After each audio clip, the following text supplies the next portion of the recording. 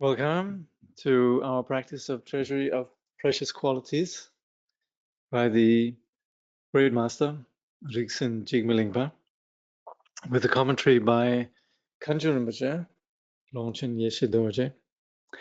So as always, kindly generate the intention to apply this for the purpose of establishing all sentient beings at the level of perfect awakening.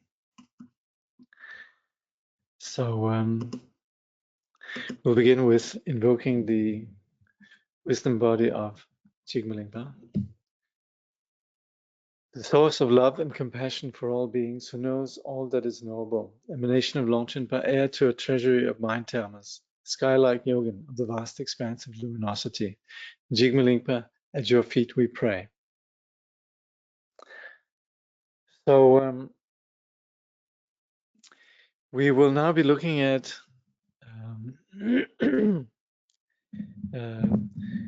some way you could say all the steps of the path are indispensable, but it's hard to not somehow celebrate what we're going to be studying now as possibly the most important component of all the Buddhist teachings. And really, you could say, what is the heart of awakening, literally, namely bodhicitta. And when we're approaching the study of bodhicitta, the implication is vastness, is to embrace, to be willing to understand that reality as we normally experience it is in fact just a diminished, not exactly perversion of reality, then distortion of reality, not intentional, coming from a very innocent place of ignorance, but nevertheless a distortion of reality in which we fail to understand our own nature and the nature of what we're experiencing. And all the same, this temporary condition of delusion never corrupts a fundamental ground of perfect awakening, perfect freedom, perfect insight, an absolute lack of confusion that abides within us as the ground of what we truly are, and which we then refer to as Sugatagarbha, the gone to bliss, or like I was just listening to John Canty the other day discussing the nature, how to translate Sugatagarbha or Tathagata-garbha. It could mean gone to bliss. It could also mean coming from bliss. You could say gone to bliss in the sense of awakening, but also coming from bliss in the terms of compassionately manifesting. So however we choose to translate it, this abides as the unconditional core of our being. And this is vast, this is great. And when we cultivate bodhicitta, when we take the vow of bodhicitta, when we engage in the path with the vision and the application of bodhicitta, we are embracing this vastness. We're willing to let go of our fixations. We're willing to let go of our narrowness, and we're willing to be kind, to be compassionate, to be patient, and engage in this vast vision and also its application in terms of our personal, intimate character. So bodhicitta comes with the intention to transform our character, not in the sense of contriving something, but in a sense of being truer to ourselves and being less entangled in our habitual, potentially destructive patterns, and willing to step beyond that and embrace what we truly are, which is vast. And so the vow of bodhicitta is this commitment, this vision and commitment to vastness, to magnanimity, greatness. It's greatness in terms of our fearlessness, in terms of vision, and it's also it's great in terms of us beginning to be attentive to others. Not just beginning to be attentive to others, but to see how ultimately this retreating into our own self is destructive, and the willingness to embrace others as really the scope and the very core of our, you could say, mission. What we're doing here is not about us, it's about all of us. Anyway, so here the great Jigme Lingpa then opening this topic in this chapter, the vow of bodhicitta, he writes, for Buddhahood, the goal to be achieved, the supreme instrument is bodhicitta, gained through 4 unbounded attitudes. And as this wondrous chariot makes its way in aspiration and in action, it causes the inferior view, the wish for one's own peace, to wane. So then in the commentary, which actually I'm going to have to just find it. I was looking at the root text before. Where are we? Actually, there's an intelligent way to approach this. Voila. So here, and then discussing the vow of bodhicitta, chapter 8, Kangyur Rinpoche then has the subheading, first, what is bodhicitta? So this is where we are then, his commentary on the first stanza. He says, Kangyur Rinpoche says, bodhicitta, the mind of enlightenment, is the greatest, most precious thing in the whole of samsara and nirvana. It is the supreme and essential element that brings about perfect enlightenment, the fruit of the path. This sublime disposition of mind is obtained through repeated training in the 4 boundless attitudes. And when disciples have engendered it in aspiration and in action, they must go on to school themselves correctly in its attendant precepts. Indeed, it is by their keen enthusiasm, as firm as the earth, and their sublime nobility of heart, as excellent as gold, that their bodhicitta will strengthen and grow. And as the miraculous chariot progresses higher and higher on the path, the improper desire for individual peace and bliss will wither away, and the 2 goals will be perfectly achieved. So, like I said before, this is about greatness. And so we don't just have a vision of greatness, but we also have an actual application, the path. And we, of course, speak about both bodhicitta as an intention, but also as an application. And that's also where bodhicitta takes us beyond you could say there's a general implication that our desire for peace, for just our personal peace, could be seen as a little bit of self-centered, narcissistic, and narrow.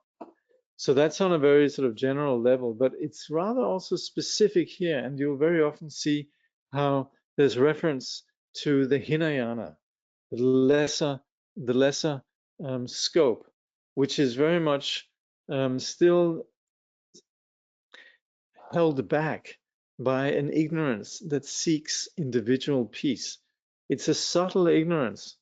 It's of course the notion in the Buddhist path of what we call Hinayana is that we could achieve perfect spirituality in the sense of relinquishing the causes of suffering and settling into a condition of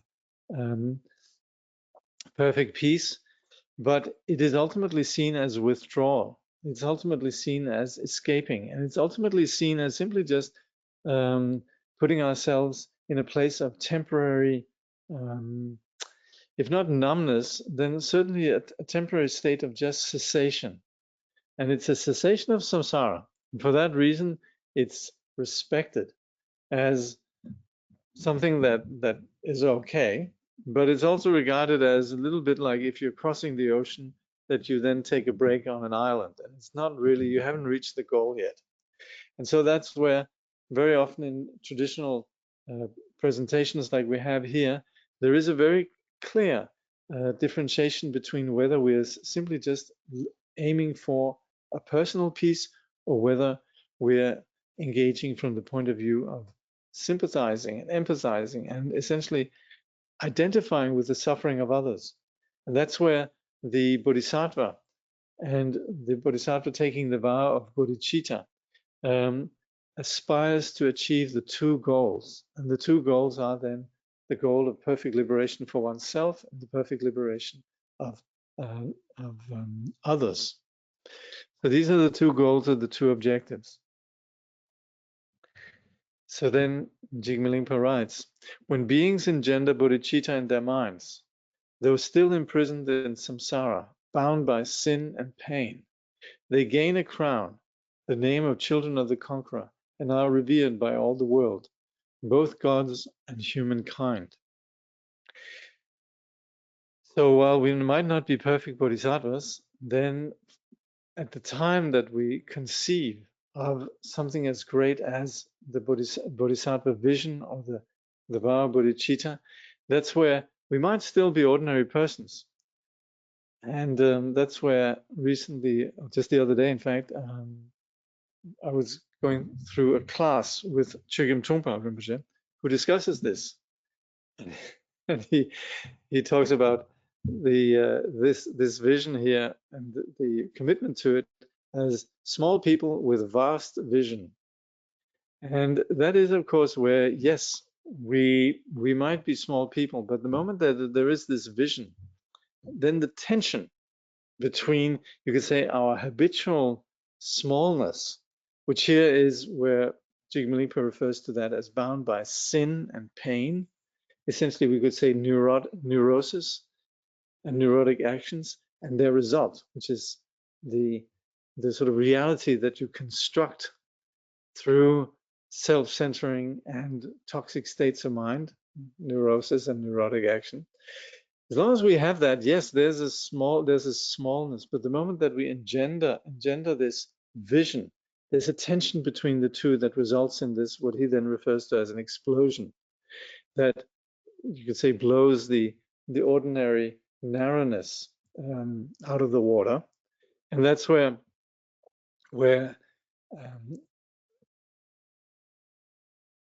choosing this vastness, one then is in fact being true to one's original nature, one is being true to one's original heritage. And we could refer to this heritage in the sense of being something that's very regal, something very noble, in that not from the point of view of genetics, obviously, but from the point of view of kindness and compassion and so forth, that sort of nobility of character. And that's where that achieves even the status of being something regal. And that's where we talk about the crown, gaining a crown and being, you could say, anointed as children of the conqueror, essentially princes and princesses in the sense of upholding this heritage and this DNA of, or rather, celebrating this innate disposition that we possess. And that's where we become somebody incredibly noble and hence also venerated. So Kangyur Rinpoche says, if the supreme thought of bodhicitta arises in the minds of even the most abject of creatures, bound in samsara by their defilements and suffering, the dreadful consequences of evil deeds, as though in the dungeons of a terrible king, such people undergo a complete transformation of identity. They are ennobled with the title of children of the conqueror and raised to an entirely new status. The powers of light rejoice and place their confidence in such people, praising them and making them offerings. Gods and humankind, the lords among the beings of the 6 classes, will pay them homage and shower them with gifts and eulogy. So 3 and 4. Amid the thick, dark clouds of karma and defilement, virtue flares like lightning, sharp and swift. Such virtue, practiced fitfully, gives rise to mere merit. Like a plantain tree, it fructifies and then its root is spent. But just as in the field of rich and fertile soil, a perfect harvest springs abundantly, so too does bodhicitta, like a wondrous tree, yield in this world rich fruit that grows and increase till enlightenment is gained. So that's where we can definitely accumulate good karma and obviously on the basis of, you could say, actions that are not entirely tinged by neurotic motivation, kindness and generosity and so forth, being there for others, that certainly creates a good result. But the thing is, as long as we're still held by a fundamental ignorance that thinks in terms of I, that thinks in terms of the strategies of I and the fundamental, you could say, insecurity of I, then our, you could say, consciousness and the imprints in terms of our actions and the patterns of our actions are still going to be still going to rule us. So even though there might be sort of, you know, little fitful moments of something great happening as a result of some good actions, it doesn't last long. It just peters out. As soon as the result of that has been exhausted, then we're back to the same. Whereas the moment that we have this mind with a great vision that goes right down to the root of our being in terms of greatness and basically extracting ourselves from this ignorant perception of ourselves, our ignorant perception of others, and an ignorant perception of our world, extracting ourselves from that both in terms of our vision and also in terms of our practice, then we are continually in acting from this place, then we're continually expanding and not falling into delusion, and continuously the qualities that are innate to us naturally become increasingly manifest. So here Kangyur Rinpoche then says, the nature of the mind is primordially immaculate, and yet it is veiled by ignorance and defilement, whereby samsaric action is engendered. Thus the virtue of ordinary beings is feeble and inconstant. It is like lightning that flashes briefly between the clouds in a dark black sky lit by neither sun nor moon. Such virtue, practiced fitfully, produces mere merit and nothing more. After yielding its result, happiness in the divine or human realms, it is exhausted, like the plantain, the castor oil plant, or the bamboo cane, which bear their fruit and wither.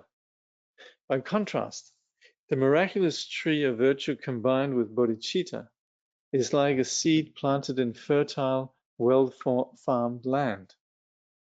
So here, what we're talking about, one here is bound by, these are actions bound by this narrow ignorance. Whereas the bodhicitta is something that is bound by, and this is again, the operative here is the nature of the mind is primordially immaculate. So that's where connecting, bodhicitta is connected with that. The other actions, they're connected by ignorance and defilement. So there's two ways in which we act and also continue to experience the result. And one result is continually basically not taking us out of a vicious cycle, whereas the other is. It's about awakening from this cycle, and as a result then increasingly experiencing lightness, happiness, strength, and so forth. So that's where this bodhicitta compares to a seed planted in fertile, well-farmed land. It brings forth a copious and proliferating harvest, the abundant harvest of the upper realms of samsara, which constantly increases until the peace of great enlightenment is attained. So there, on the account of bodhicitta, we're on a continually, you could say, upward bound trajectory until we achieve enlightenment. Receptacle of karma and defilement, all-pervasive pain. Samsara is an ocean buffeted by waves of thought, but beings still cling to it as though it were their home. Bodhicitta is the great and brave resolve to rescue them. So Kangyur Rinpoche then comments, he says, samsara is an ocean fed by the rivers of all-pervading suffering in the making. It is surrounded by the fiery abysses of karma and defilement, and is turbulent with the surging waves of wrong thinking. So this is the nature of samsara. Samsara by nature is painful because we're stuck within that delusion and insecurity of self. And that's where we have all pervasive suffering. The basic condition of our experience, the basic way in which we think of ourselves is deluded. And that's where we're continually going to be perpetuating suffering. And as a result of this delusion, then we have you could say the outcome of that is the experience of defilements, namely the strategies of self, always held by attachment and aversion, and the ensuing styles of neurotic mind, kleshas. And when these are acted upon, then we have further patterning that develops, and that's then what we call karma. And in there, we're continually held by essentially delusional perceptions, delusional thinking. We can't think straight. And that's where in this agitated condition, then we're continually perpetuating our own suffering. So that's where then Kangyur Rinpoche continued. It is fraught with danger for the fragile boat sailing to the haven of liberation. But beings fail to recognize samsara for what it is. They take delight in it and cling to it as if it were their home. So that's where we might be on the path. That's good. We're heading in somewhere. We're on to something. But in general, beings simply just, the ordinary person just doesn't even think of samsara as being painful. This is where we have that famous image where we would say the suffering of samsara is for an ordinary person as if there's a hair, that fell into the palm of your hand. You can probably bear that, right? But for the sage, the suffering of samsara is like a hair that gets into your eye. And that's where there's a clear understanding that there's tremendous suffering taking place here. Whereas for an ordinary being, it's just like, well, this is just how it is, So that's why there's a sense that for an ordinary being, this confusion feels like home. They take delight in it and cling to it as if it were their home. Thus, they deny themselves the chance of liberation. To don the armor of a powerful and courageous determination to bring such beings out of samsara. This is the sole meaning of supreme bodhicitta. As Shantideva says in his Bodhicharyavatara, the way of the Bodhisattva. Those who wish to crush the many sorrows of existence, who wish to quell the pain of living beings, who wish to have experience of myriad joys, should never turn away from bodhicitta. So as such then, we presently have a way out. It's not like we're stuck. We can recognize suffering, but we can also see where it comes from. We can see what needs to be done. And that's where we can see this both in terms of ourselves and also in terms of others. And so we could develop this greatness of mind that cares for all beings in samsara. So that sort of great vision and commitment, this is then bodhicitta, which is then praised here by Shantideva. And then it says, to have no thought for one's own benefit, to strive to gain omniscience for others' sake alone, like hungering and thirsting for one's food and drink. All this is known as bodhicitta. So to have no thoughts for one's own benefit, that's already a big departure from how we ordinarily operate. And to not just be striving for others, but to strive to gain omniscience. So to know that for us to be able to, say, look after our family, we need to have a job, we need to have a particular structure in our life so we can look after those that we care for. It can be our family, it can be friends. The moment that we begin to take responsibility for others, then we begin to become aware that we need to have things in place so that we can help others. So this can be then financial or in various structures that enable us to properly care for others.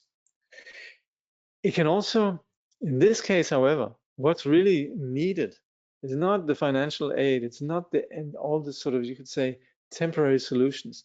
The ultimate solution is required to actually be able to properly look after others ultimately there has to be a complete freedom from the confusion that we're bound by. And that's then where omniscience is needed.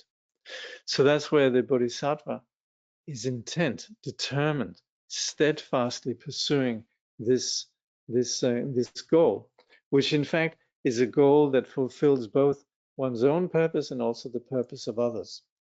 So that's what, like it says here, like hungering and thirsting for food and drink, pursuing bodhicitta.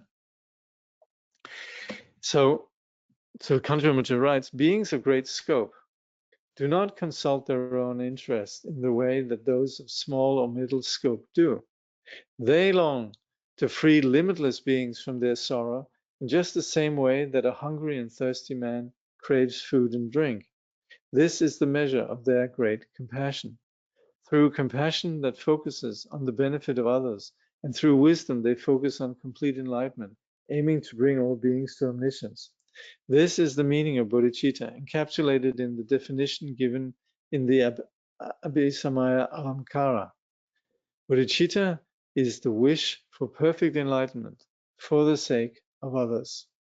And this we also, by the way, see quoted in Shantideva, where he says, bodhicitta is the wish to establish all beings in perfect enlightenment. So that's answering the question, what is bodhicitta? So the next here is then classifications of bodhicitta. And there we primarily operate with the notions of two kinds. The bodhicitta, which is the aspiration, the wish, and then the bodhicitta of application or action, which is then the actual application, the engagement. So stanza 7 reads, the pledge to reach this object is aspiring bodhicitta, which consists in threefold training. First, equaling, then interchanging self and other, then loving others more than one's own self. These briefly are the trainings. Their essence lies in love and all the other of the four unbounded attitudes. Something bothering me here. Excuse me.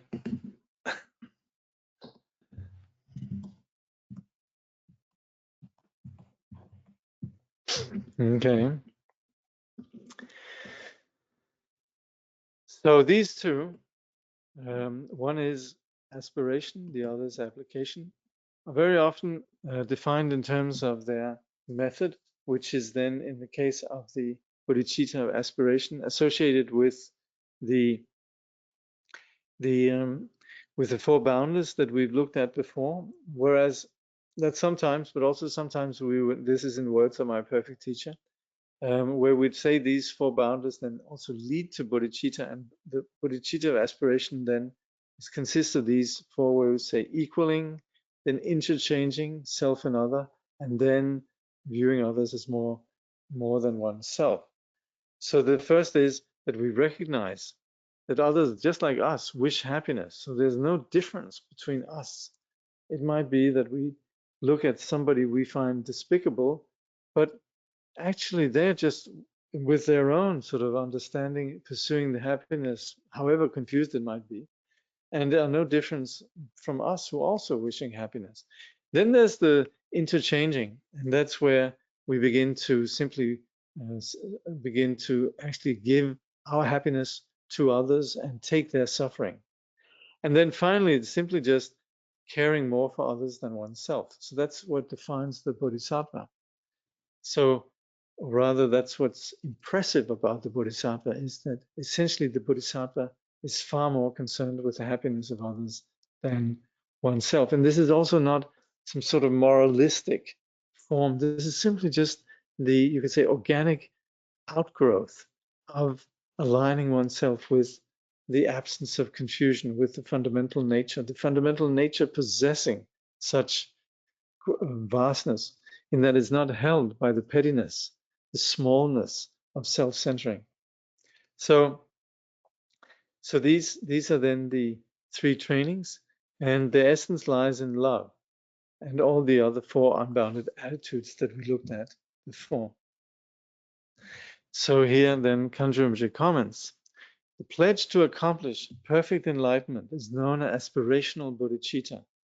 And for this, the training is threefold: the recognition of the equality of self and others, the exchange of self and other, and the cherishing of others more than oneself. These constitute the key precepts of bodhicitta and aspiration, and are essentially none other than the four boundless attitudes of love, compassion, sympathetic joy, and impartiality.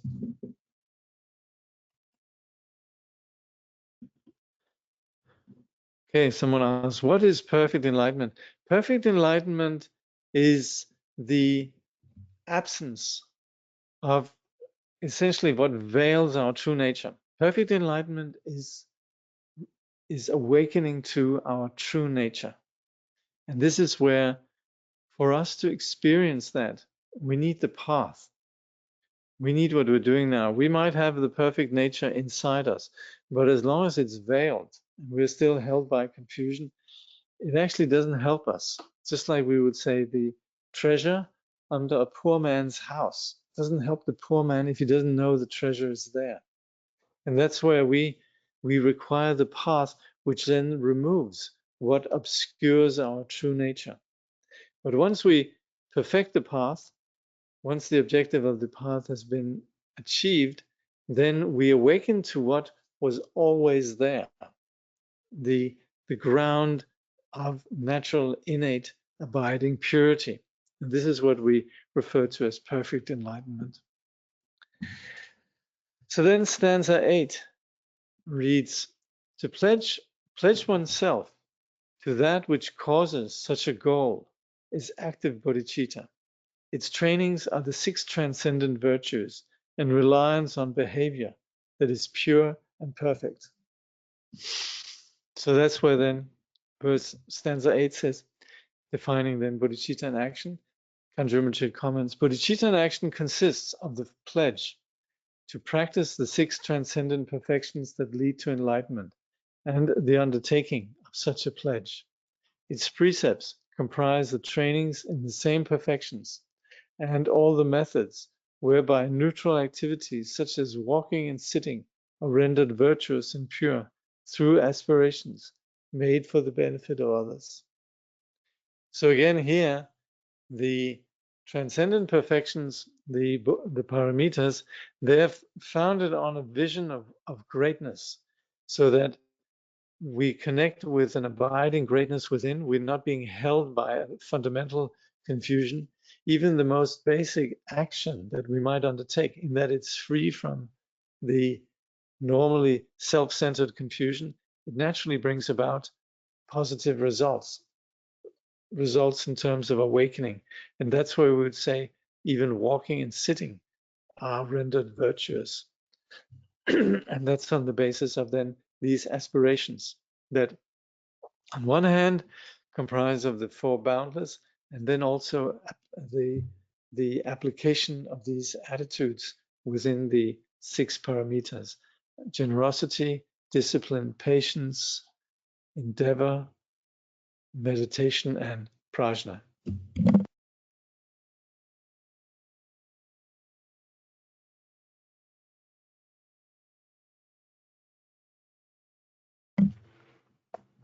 So then we have, again, the division according to Kangyur Rinpoche, other classifications of bodhicitta. And so then verse 8 reads, verse 9, right? Yep. With regard to noble and to common beings, bodhicitta is divided twofold. When related to the threefold training, it's divided into 3. So there's different ways that the bodhicitta can be approached. So Kangyur Rinpoche says, according to the classifications associated with the different stages of the path, it is possible to distinguish from 2 to 6 types of bodhicitta. In connection with the 2 accumulations, there are 2 kinds of bodhicitta. Likewise, from the point of view of the 2 truths, there are also 2, the relative bodhicitta of ordinary beings and the absolute bodhicitta of superior beings. Again, there are 3 types of bodhicitta associated with the three trainings of discipline, concentration, and wisdom.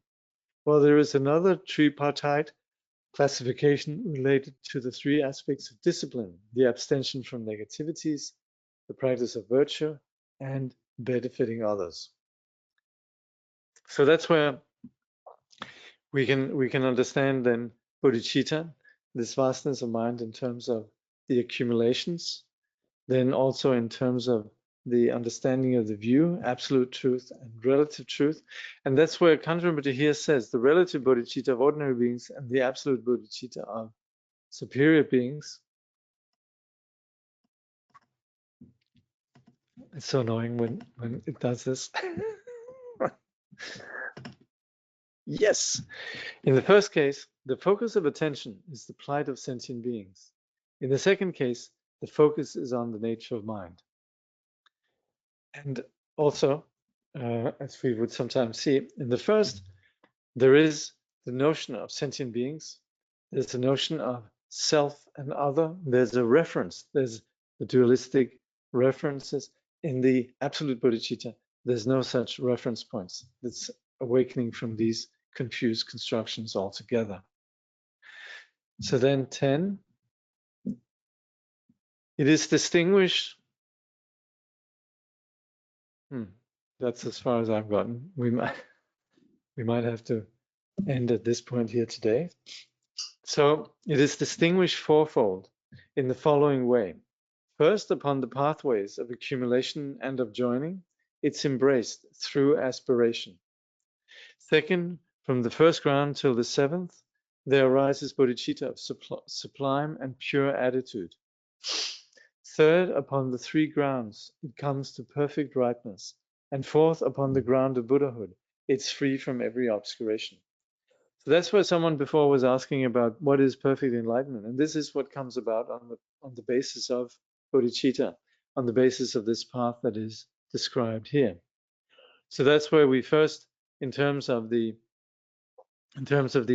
path of accumulation and of joining, the two first paths, then we have the aspiration bodhicitta.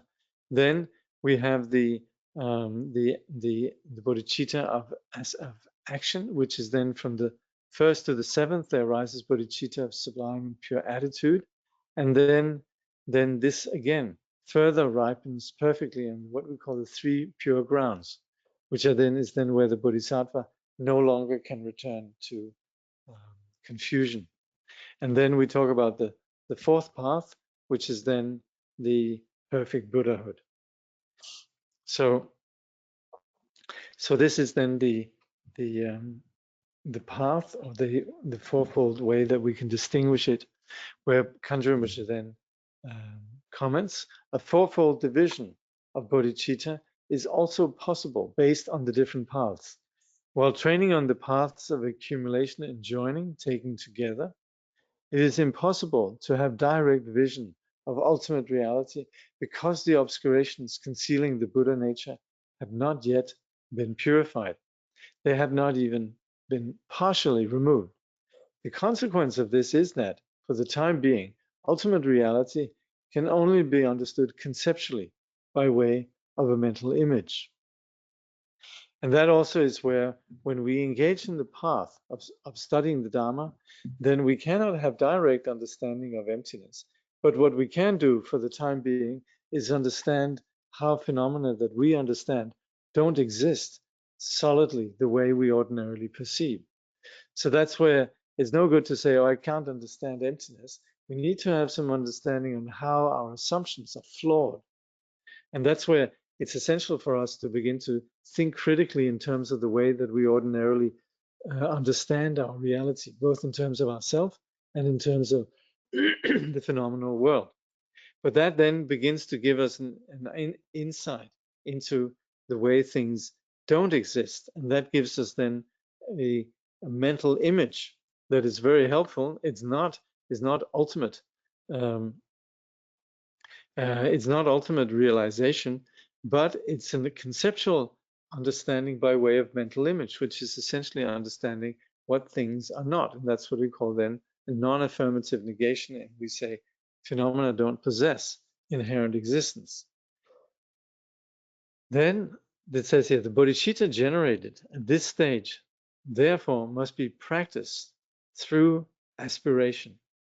By contrast, from the first to the seventh ground, that is, the path of seeing and meditation, there is an understanding of the equality of self and others, and the veils obscuring the Buddha nature are partially dissipated.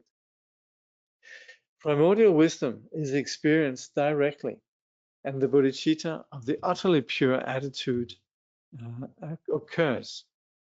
As the three pure grounds, 8th, 9th, and 10th, are traversed, the remaining veils that obscure the ultimate nature are gradually removed.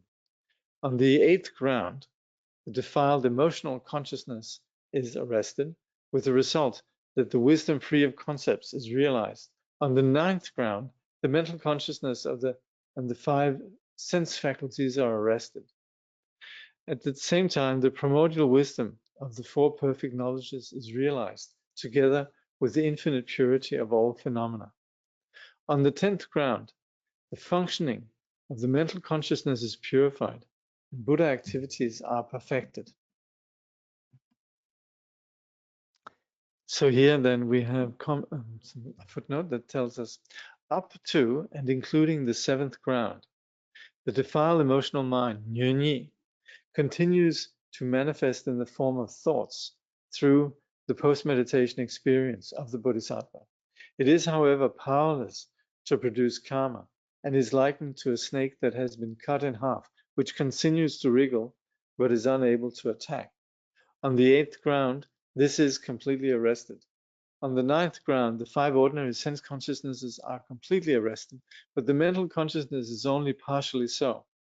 As a result, the 4 perfect knowledges are realized. At the same time, the whole expanse of phenomenal appearances arise as a Buddha field. On the 10th ground, the mental consciousness is completely transformed into a kind of wisdom that is able to engage in all sense fields simultaneously. It is only at the end of the 10th ground, however, when the level of Buddhahood is perfectly attained, that the last traces of duality are transcended. So this is also where we can see how with the diminishing of the obscurations, then also qualities naturally manifest.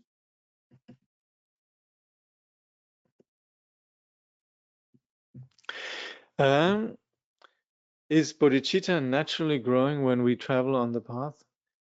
It really depends on the individual.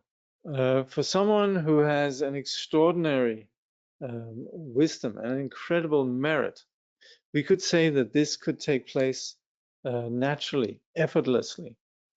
But for most, it's very much a quality of us having to make an effort, having to think in terms of understanding how others wish happiness just like we do it, and how we then need to begin to take others' suffering and give our happiness to others. And it's on the basis of that that we then begin to have this care for others that exceeds beyond caring for ourselves. We're more concerned that others are happy than we are happy. And it's as such then that bodhicitta is something that we need to cultivate. We need to be proactive in beginning to think differently. Where we right now look at others and think they're different from me, we need to begin to say, no, they're not different from me. Just like me, they want happiness. And so like Kangyur Rinpoche then explains here, it's from then we begin to cultivate this bodhicitta of aspiration. Are you up to the 9th or 10th ground? I'm up to the 9th or 10th ground of confusion. So I'm solidly embedded in confusion. I'm sort of a pre-Hinayana, if you like. So I hope to one day gain Hinayana. But if you're talking about in the text, we are presently just talking about, you could say, an overview of how the 10 bhumis unfold in terms of the development of bodhicitta.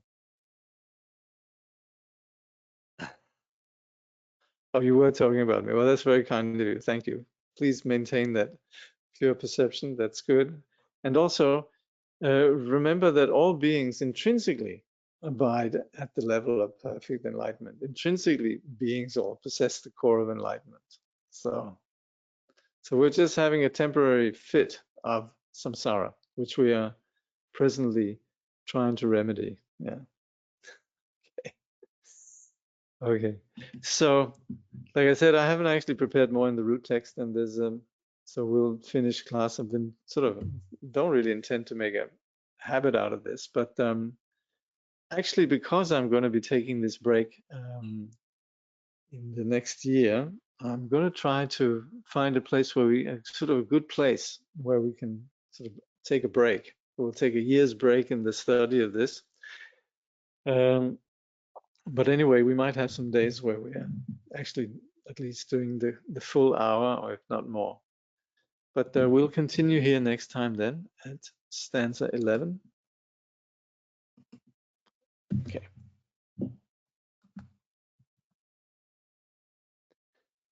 Through all our births, wherever we may be born, may we be endowed with the 7 good qualities of the higher realms. As soon as we're born, may we meet with the Dharma and have the freedom to practice it properly. At that time, may we please the holy gurus and practice the Dharma throughout the day and night. Realizing the Dharma and accomplishing its essential meaning, may we cross the ocean of existence in that life. Thoroughly teaching the holy Dharma in this world, may we never tire of accomplishing the benefit of others. By this vast benefit of others, without partiality or bias, may all attain Buddhahood together. So thank you very much for joining me in this study today.